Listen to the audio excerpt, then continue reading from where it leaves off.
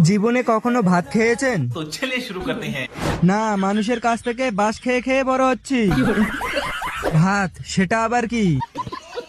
সারা জীবন ঘাস খেয়েই বড় হলাম, এই ভাতটা আবার কোন গ্রহে পাওয়া যায়? ভাত আবার কি? ভাত বলতে যে খাওয়ার কিছু আছে আমি তো জানতামই না। ভাত কেন খাবো? বাঁশ খেয়েই তো পেট ভরে যায়। না, আমি প্রতিদিন আমার বিএফের মাথা খাই।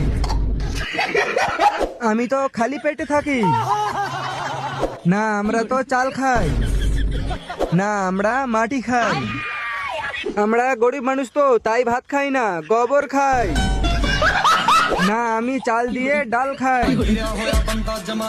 বলছি দাদা, আপনি কোন দুনিয়ায় থাকেন? আমি মনে হয় ভুল করে এলিয়েনের দুনিয়ায় চলে এসেছি।